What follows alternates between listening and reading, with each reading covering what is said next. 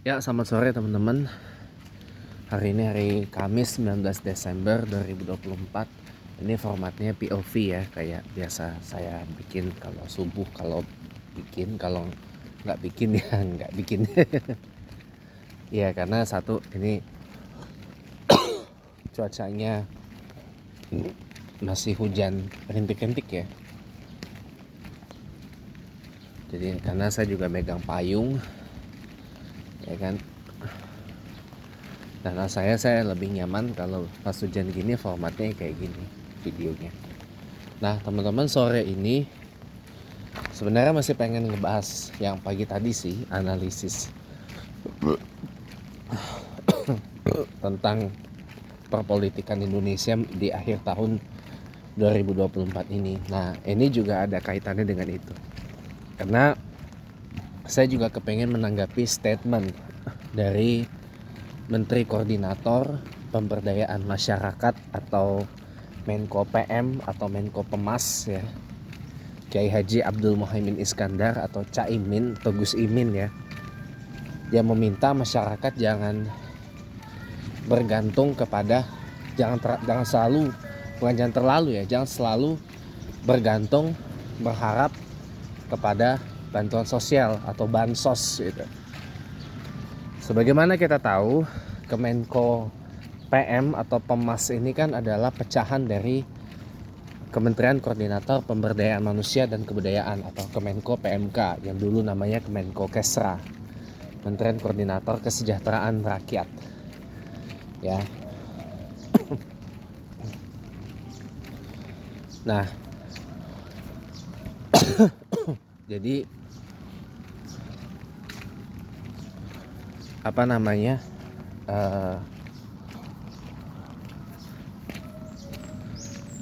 Mas Menko Pemas Gus Imin minta supaya masyarakat itu jangan selalu bergantung kepada bansos, bantuan sosial.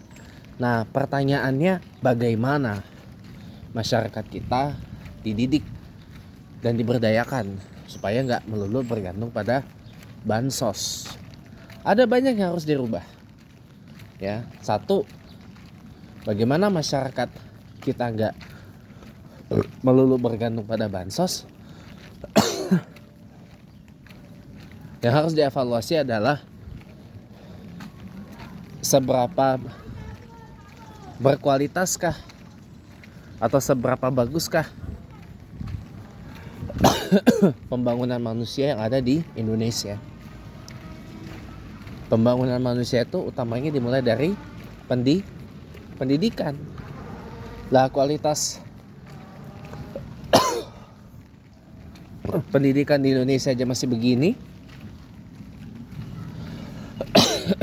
Jadi makanya saya selalu bilang, jangan hanya bisa meminta masyarakat tidak bergantung kepada bansos, tapi bagaimana caranya, bagaimana mengeksekusi agar masyarakat itu nggak bergantung pada bansos. Karena percuma aja, namanya keren pemberdayaan masyarakat, tapi nggak ada langkah untuk memberdayakan.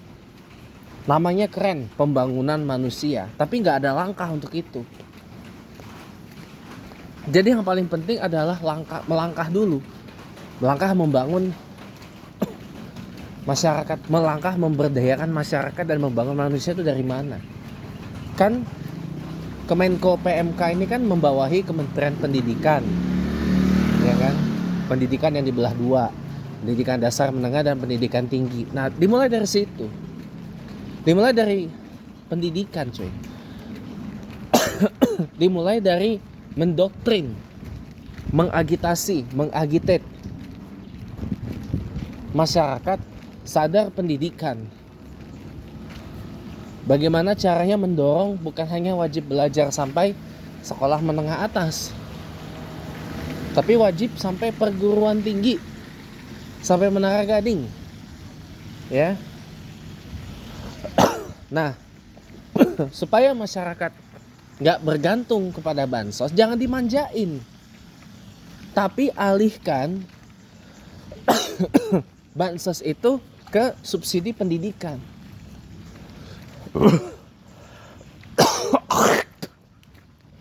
Jadi sekolah gratis sampai jenjang pendidikan tinggi. Kayak kemarin tuh salah satu program kampanyenya Pak Ganjar Pranowo waktu nyapres, menjanjikan ada sekolah gratis sampai ke pendidikan tinggi. Satu keluarga, satu sarjana. Ini kan keren.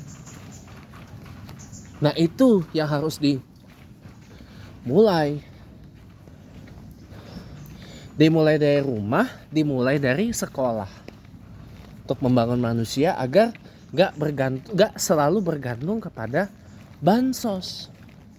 Aduh, andaikan kemarin ya Pak Ganjar yang kepilih jadi presiden, gak akan begini keadaan. Cuma mungkin politiknya yang akan tegang gitu loh. Ini PDIP ABCDE kan, karena kan pembenci PDIP kan banyak kan, apalagi semenjak Jokowi ini disebut orang direndahkan oleh Bu Presiden Megawati sebagai diksinya ke petugas partai apa segala macam. Nah itu ya, namanya partai itu punya kader partai itu. Kalau di PDIP namanya petugas partai, party officer, bukan party official atau pejabat partai itu loh. Kecuali kalau Pak Jokowi punya jabatan di partai, itu baru namanya party official. Kalau cuma jadi anggota dan kader itu namanya petugas partai, party officer. Gitu. Nah itu harus dirubah teman-teman. Biar masyarakat gak melulu bergantung kepada bansos, ya dibangun dari dasar, dari rumah. Dibangun dari rumah dan dibangun dari sekolah. Masyarakat itu diajak produktif. Bagaimana cara produktif? Gratiskan sekolah, gratiskan biaya untuk upskilling maupun reskilling. Upskilling itu peningkatan keterampilan. Reskilling itu untuk mendapat keterampilannya kembali. Mengolah lagi keterampilannya. Itu namanya reskilling. Ya. Jadi ada jadinya nih. Jadi menurut saya itu yang harus dilakukan dari sekarang loh. Bukan dari besok-besok atau dari kemarin-kemarin. Dari sekarang harus mulai ada pemikiran untuk ke sana. Jangan tunggu kalau udah kondisinya udah worse kayak begini baru akan dilakukan. Ya terlambat gitu. Memang better late than never. Betul. Tapi kalau late terus, ya kapan majunya ini negara? Iya. Kapan masyarakat gak melulu bergantung dengan yang namanya bansos? Itu aja. Atau gak berharap dengan yang namanya bansos. Gitu. Baik kok. Mantap. Jadi buat saya ya yang nomor satu harus dibangun itu dari keluarga dan dari sekolah, dari rumah dan dari sekolah dibangun dulu. Bagaimana mengajak masyarakat berdaya dan produktif. Jadi diajak gitu loh. Diajak tuh bagaimana? Ya jangan dimanjain dengan bansos, tapi masyarakat diberdayakan. Anggaran buat bansosnya dialihkan buat sekolah. Masyarakat diapain? Disekolahin sama negara. Disekolahin. Dididik sama negara. Sampai pendidikan tinggi. Ya. Sampai pendidikan tinggi. Ya. Ibaratnya kalau bahasa yang lebih sastra banget ya. Masyarakat itu jangan dikasih ikan, tapi dikasih kail.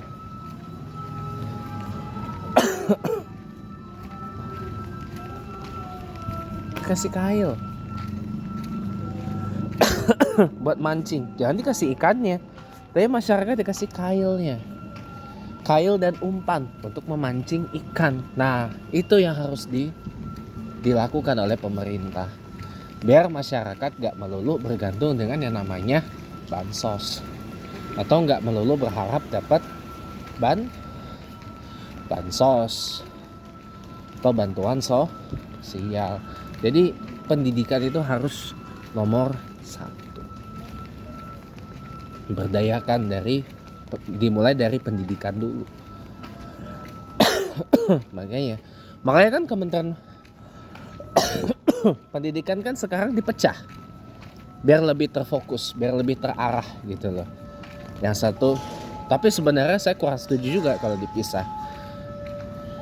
Lebih baik seperti setelan awal aja digabung gitu loh, dengan pendidikan dan kebudayaan digabung jadi satu.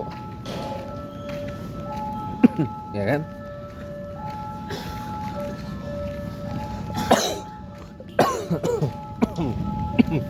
Sisanya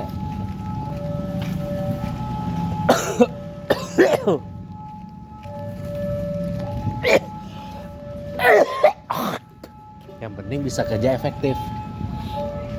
Jangan udah dipisah kerjanya nggak efektif. Itu sih. Jadi pertama banget dibangun dari rumah dan dari sekolah sih kalau saya. Bagaimana masyarakat nggak selalu berharap dan bergantung dengan yang namanya bansos, bantuan sosial. Sebab kalau masyarakat terus-menerus dimanjakan dengan bansos, dengan apa gitu kan, ya nggak maju-maju ini negara gitu loh. Kalau masyarakat terus dimanjakan dengan bansos, apa namanya, ibaratnya disuapin terus gitu loh.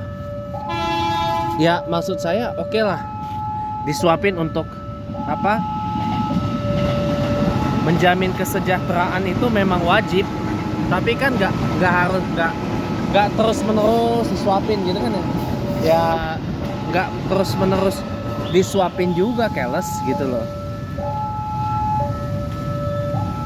Ibaratnya masyarakat itu harus bisa belajar makan sendiri gitu loh. Kita cuman memberikan makanan dan alat makannya, piring dan sendok garpu dan seterusnya.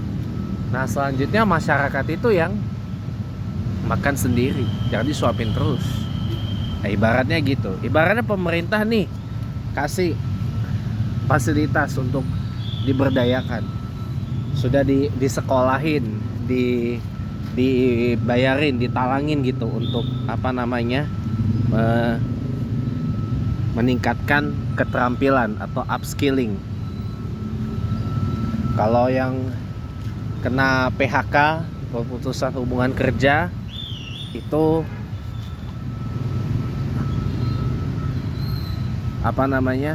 diberikan reskilling atau meraih keterampilan yang baru, atau sama juga meningkatkan atau mendapatkan kembali keterampilannya.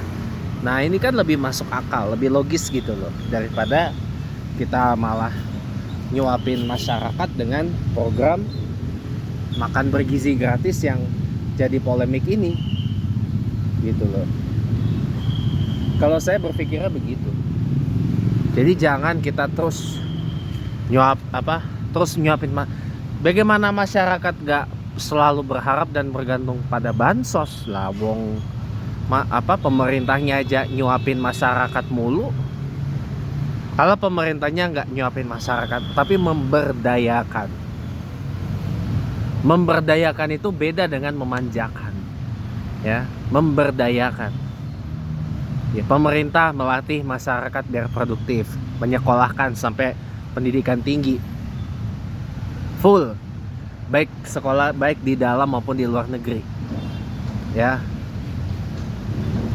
Bisa itu dari pakai 30% APBN untuk membiayai, menggratiskan sekolah sekolah dan PTN, sampai ke jenjang S3, bahkan sampai ke doktor. Kenapa? Orang berpendidikan itu akan ketahuan bagaimana cara membangun sikap, cara berargumentasi, cara berpikir, pola pemikirannya, pola pandangannya, pola bicaranya, dan sebagainya. Kemarin kita udah bahas tuh. Kalau orang berpendidikan, apalagi berpendidikan tinggi, tinggi banget bahkan pendidikannya, ya, itu pasti ketika ketemu banyak perbedaan pola pandangan, ketemu banyak perbedaan pola pikir, pasti orang itu akan lebih banyak mencari apa? Creme de la creme-nya dari perbedaan itu. Creme de la creme dari pola pikir dan pola pandang yang berbeda itu. Itu aja sih. Orang punya banyak banyak perbedaan POV, point of view. Tapi kalau orang berpendidikan yang bagus ya, sampai pendidikannya tinggi banget, itu pasti akan mencari apa? Creme de la creme dari perbedaan POV-nya itu. Percaya deh. Ya kalau nggak percaya silakan aja ngobrol sama Profesor Stella Christie yang sekarang apa? Wakil Menteri Pendidikan Tinggi Sains Teknologi RI, Wamendikti Saintek RI gitu kan, Wamendikti Saintek RI gitu kan. Karena kan beliau adalah orang yang mendalami apa? Neng, maju dikit Neng, jangan di jalan, banyak mobil.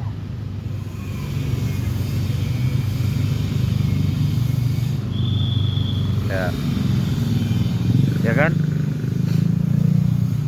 Jadi apa namanya, habis atau ada orang parkir di jalan, tak suruh maju gitu kan.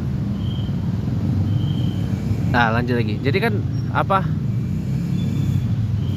itu yang namanya, kalau yang dikatakan Prof. Stella Christie itu adalah pattern thinking, pola gitu loh. Pattern itu kan pola ya, langkah berpikir gitu loh. Langkah berpikir, tahapan berpikir gitu loh. Nah, jadi berpikir dengan menggunakan pola gitu. Kalau mindset itu sebenarnya artinya bukan pola pikir, tapi tata berpikir. Set itu kan aturan, tata gitu kan, set of mind ya, tata pemikiran. Nah kalau orang berpendidikan tinggi banget ya, tinggi bahkan ya, dia bisa membuat mindsetnya sendiri, bisa membuat tata pemikirannya sendiri, bisa membuat apa itu namanya, tata pola pemikirannya sendiri, dan yang pasti konstruktif, karena kan dia sendiri yang bangun tatanya itu, bukan orang lain yang bangun. Tapi kalau orang yang berpendidikan yang nggak tinggi, nah biasanya tata berpikirnya didesain oleh orang lain. Nah ini problemnya teman-teman. Ini saya jarang ngomong gini ya, jarang saya ngomong gini. Saya baru ketemu setelah berapa kali banyak refleksi, saya banyak merenung gitu ya. Jadi kita itu ya sebenarnya bisa membuat tata pola pikir. Sebenarnya mindset itu artinya bukan pola pikir, tapi tata berpikir, tata pemikiran. Set itu kan tata, aturan. Tahu kan furniture set ya, perlengkapan furnitur atau tata furnitur ya. A set of apa, bench seating ya, tata kursi yang nyatu gitu kan. Jadi mindset itu tata pemikiran, tata berpikir dengan menggunakan tata aturan ya gitu. Nah kalau orang yang pendidikan yang nggak tinggi banget gitu ya, biasanya orang itu akan ya udah, tata berpikirnya didesain bukan oleh dia sendiri, tapi oleh orang lain. Mindsetnya akan didesain oleh orang lain, termasuk oleh apa? Oleh media.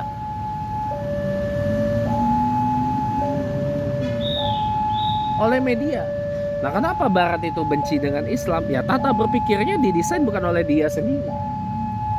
Tata berpikir tentang Islamnya bukan didesain oleh orangnya itu sendiri, tapi oleh apa? Oleh media, oleh those who have power, gitu loh. Bentar ya.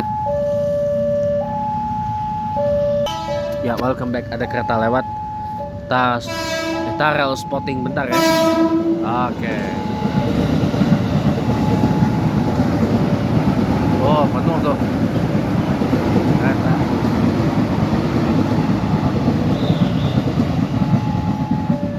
Nah, jadi gitu teman-teman ya.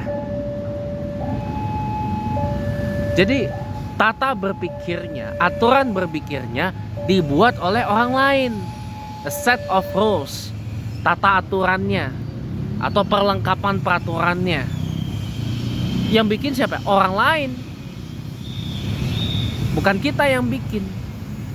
Begitu juga a set of mind. Itu kita yang bikin. Itu orang lain yang bikin. Makanya kita jadi mudah kemakan opini A, mudah kemakan opini B, mudah terprovokasi, mudah terasup, mudah teradu domba, mudah dipengaruhi ini dan itu apa segala macam. Lah ya kita nggak punya pendirian dong, lah kita nggak punya prinsip dong. Jadi tahu orang yang nggak, oh iya kalau kata orang Jawa nggak peken ya, nggak peen gitu loh, nggak penaan gitu loh, atau nggak enakan gitu. Ya itu karena pola pikir, bukan pola pikir sih, ya benar. Pola pikirnya didesain oleh orang lain, aturan berpikirnya didesain oleh orang lain, tata berpikirnya didesain oleh orang lain, tata sikapnya juga didesain oleh orang lain, gitu loh. Bukan oleh kita sendiri, gitu loh. Lah kan Pak, anak itu dididik oleh orang tuanya Pak untuk punya pola pikir yang bagus. Lah orang tua itu hanya mendidik, hanya memfasilitasi. Didikan orang tua itu adalah donor untuk kita membangun tata berpikir, tata hidup kita sendiri ya. Didikan orang tua itu hanya donor. Didikan guru itu hanya donor teman-teman, bukannya sebagai sesuatu yang gimana gitu loh, bukan sesuatu yang utama, bukan, hanya donor itu. Nah ini semoga teman-teman paham nih saya ngomong begini ya. Walaupun saya bukan orang yang menggeluti bidang sains gitu ya, ilmu. Nah makanya supaya masyarakat kita nggak melulu bergantung kepada bansos ya, caranya gampang aja, rubah masyarakatnya, biarkan masyarakat itu membuat pola pikirnya sendiri, membuat aturan hidupnya sendiri, membuat aturan berpikirnya sendiri. Jadi pemerintah tuh hanya menjadi donor saja, hanya menjadi fasilitator saja buat masyarakat itu berdaya ya. Sekolah gratis, internet gratis, itu tuh hanya jadikan bukan sebagai itu hanya fasilitas aja yang didapat. Selebihnya ya kita sendiri selaku pengguna yang harus menggunakannya itu dengan baik, bukan menggunakan dengan yang tidak baik gitu guys. Cara berpikir tuh harus kayak gitu. Jangan kita gunakan cara berpikir kita nih begar gitu, pengemis gitu. Jangan. Nah ada lagi yang harus dirubah selain masalah bergantung pada bansos itu, mental pengemisnya itu ya.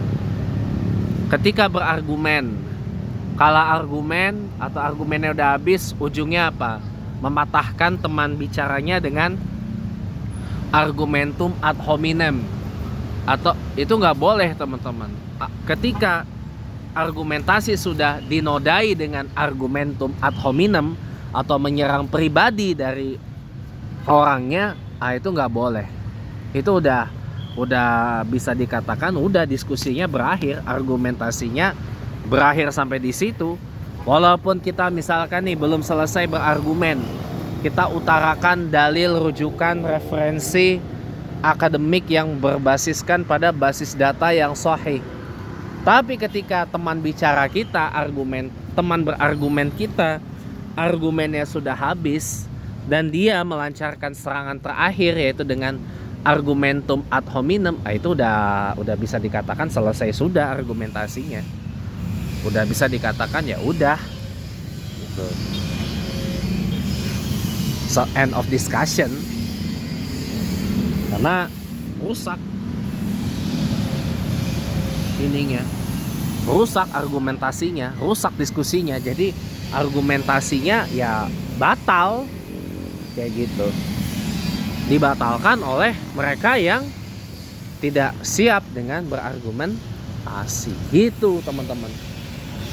Ya. Satu lagi, orang kalau sudah kehabisan argumen, kehabisan ide, biasanya larinya kalau nggak argumentum ad hominem apa? Logical fallacy, kesalahan berpikir. Kesalahan berpikir.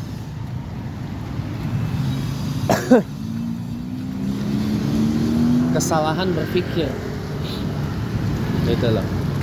Kesalahan berlogika. Nah, ini kalau udah kedapatan begitu, ya udah selesai, end of discussion. Karena mutu diskusinya, mutu argumentasinya jadi tidak ada. Sekalipun kita keluarkan dalil sahih apapun, jadi nggak berkualitas. Nah, itu harus dirubah, teman-teman. Dirubah dengan cara apa? Dengan membiasakan masyarakat itu banyak membaca. Banyak membaca dan banyak banyak belajar. Ya. Banyak baca buku dan banyak belajar. Itu aja sih. Karena belajar dan membaca itu adalah bagian dari proses pendewasaan diri. Bukan semata-mata hal yang remeh-temeh gitu. Ya. Buat saya itu. Ya. Oke. Mungkin ini aja dulu yang bisa saya share buat sore ini, ya. Sebenarnya masih banyak lagi sih yang pengen saya bahas, tapi waktu juga yang memisahkan kita. Terima kasih, selamat sore dan sampai bertemu kembali di kesempatan yang lainnya. Wassalamualaikum warahmatullahi wabarakatuh.